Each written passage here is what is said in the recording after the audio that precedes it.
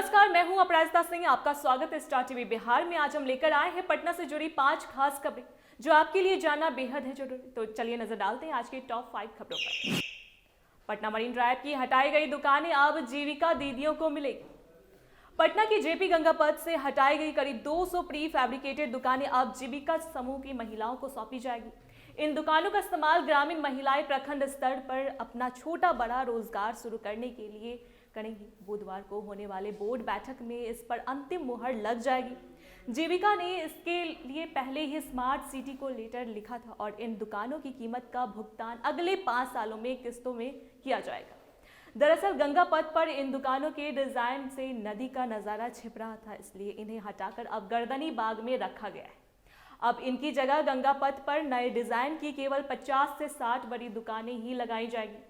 इस फैसले से बिहार के ग्रामीण महिलाओं को आत्मनिर्भर बनने में बड़ी मदद मिलेगी और उनके लिए कमाई के नए रास्ते खुलेंगे।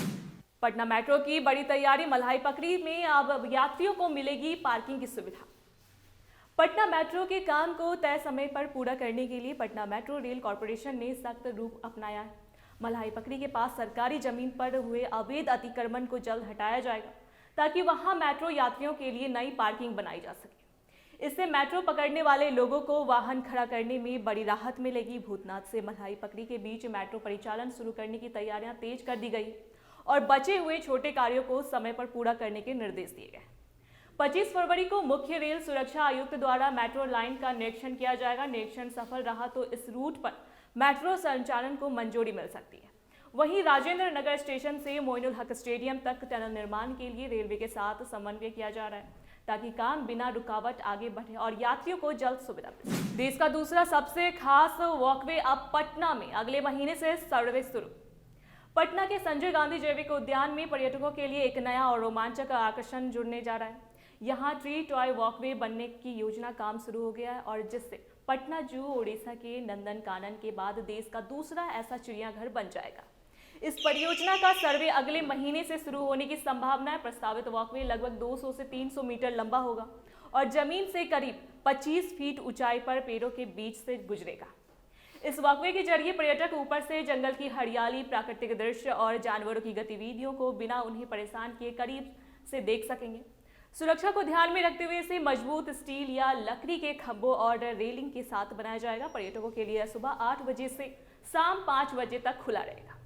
इस पहल से न सिर्फ पटना जू का आकर्षण बढ़ेगा बल्कि बिहार के पर्यटन को भी नई पहचान और रफ्तार मिलेगी। पटना जंक्शन पर अब नहीं होगी पार्किंग की टेंशन। 2000 गाड़ियों के लिए बनेगी जगह। पटना जंक्शन को अब पारंपरिक रेलवे स्टेशन से आगे बढ़ाकर एक आधुनिक मल्टीप्लेक्स हब के रूप में विकसित करने की तैयारी है। इस मेगा प्रोजेक्ट पर करीब 500 करोड़ खर्च होंगे जिसे 2026 से 27 के केंद्रीय बजट में शामिल किया जाएगा। यात्रियों को सुविधा के लिए स्टेशन को सीधे मेट्रो स्टेशन से जोड़ा जाएगा जिससे बिना बाहर निकले मेट्रो तक पहुंच आसान होगी। स्टेशन परिसर में shopping mall, cinema hall, 4 star hotel, cafeteria, gym और रेस्टोरेंट जैसी अत्याधुनिक सुविधाएं विकसित की जाएगी। इसके साथ ही करीब 2000 वाहनों की क्षमता वाली स्मार्ट पार्किंग बनाई जाएगी। यात्रियों की आवाजाही को आसान बनाने के लिए हर प्लेटफॉर्म पर एस्केलेटर लगाए जाएंगे और पीने के पानी के लिए आधुनिक वाटर प्योरीफायर उपलब्ध होंगे। प्रोजेक्ट का सर्वे पूरा हो चुका है और डीपीआर रेलवे बोर्ड को भेज दी गई है।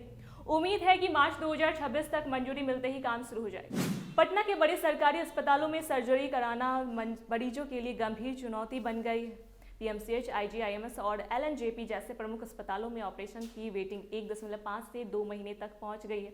न्यूरो सर्जरी की स्थिति सबसे ज्यादा चिंताजनक है, जहां मरीजों को करीब 3 महीने तक इंतजार करना पड़ रहा है। हड्डी से जुड़े ऑपरेशन जैसे फ्रैक्चर्स या कुल्हा प्रत्यारोपण के लिए 15 दिन के 1 महीने तक की प्रतीक्षा आम हो गई है। इस संकट की बड़ी वजह संसाधनों की भारी कमी है।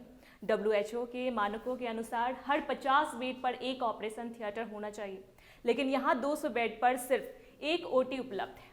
इसके साथ ही डॉक्टरों और नर्सों की भारी कमी हालात और बिगाड़ रही है। जहाँ एक नर्स पर 3 मरीज होने चाहिए, वहाँ एक नर्स 30 मरीजों का बोझ संभाल रही है। नतीजन गरीब और गंभीर मरीज इलाज के लिए दर दर भटकने को मजबूर होते जा रहे हैं। समय पर सर्जरी ना मिलने से उनकी हालत और बिगड़ती जा रही है। तो ये थी पटना की 5 टॉप 5 खबरें। अगर आपको हमारी खबरें पसंद आई है तो लाइक और शेयर करना ना भूलें और हाँ, अपडेट रहने के लिए स्टार टीवी बिहार को फॉलो करें। धन्यवाद।